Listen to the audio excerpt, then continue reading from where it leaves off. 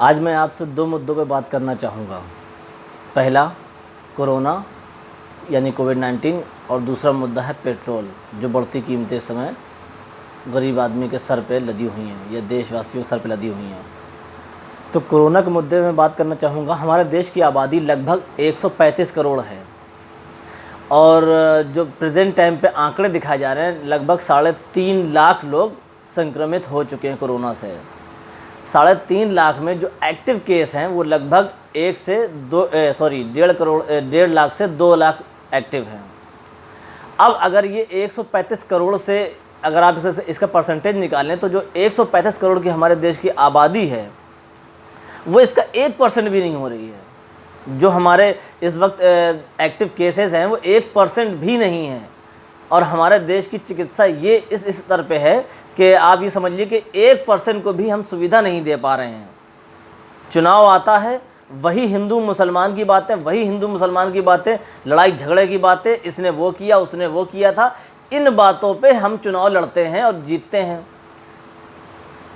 इसमें गलती हमारी आपकी भी है कि हम इन मुद्दों पे चुनाव जिताते भी हैं। आप ये समझिए कि देश की हालात ये हैं कि हम 1% आबादी को भी चिकित्सा सुविधा नहीं दे पा रहे हैं और सरकार रोना रो रही है कि हमारे पास ये सुविधा नहीं, हमारे पास वो सुविधा नहीं है। कुछ माह पूर्व 176 हज़ार करोड़ रुपए विश्व बैंक से लेने की बात की गई थी भारत सरकार के द्वारा कर्ज। दूसरा, एशिया बैंक से 16,500 करोड़ लेने की बात की गई थी ताकि हम कोरोना में PPE किट वगैरह खरीद सकें। हज़ारों करोड़ रुपया देश के उद्योगपति और फिल्म स्टारों ने भी चंदा दिया। 3800 करोड़ रुपया 2019 का प्रधानमंत्री केयर फंड में पड़ा हुआ था। इतना पैसा होने के बावजूद कोई सुविधा नहीं मिल पा रही है लोगों को और कोई सुविधा मौजूद नहीं है। जो मौजूद है थोड़ी बहुत उसी से काम चलाया जा रहा है।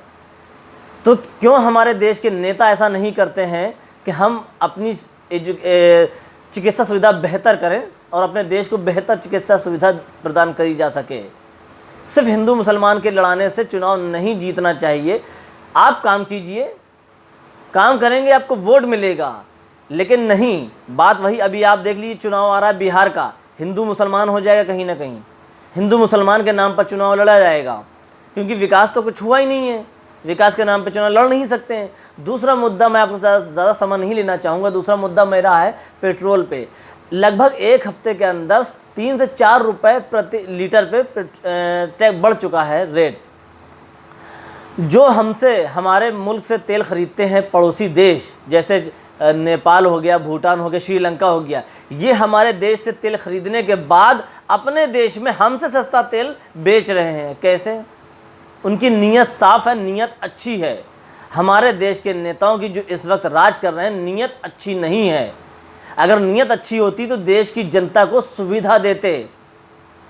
कोरोना की मार उन पर पड़ी हुई है, रोज़गार है नहीं, उसके बाद पेट्रोल डीजल बढ़ता जा रहा है।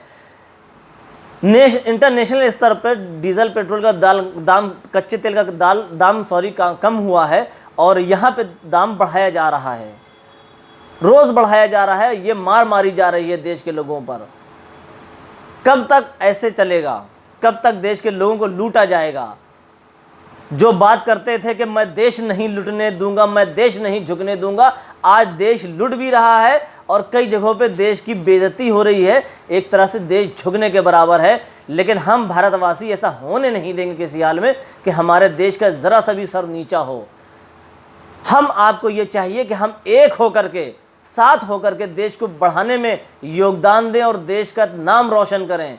हिंदू मुसलमान की बात ख़त्म कीजिए, हिंदू मुसलमान के झगड़े ख़त्म कीजिए, एक होकर देश को बढ़ाइए और जो हिंदू मुसलमान की बात करे उसके निकाल के फेंक दीजिए। जय हिंद।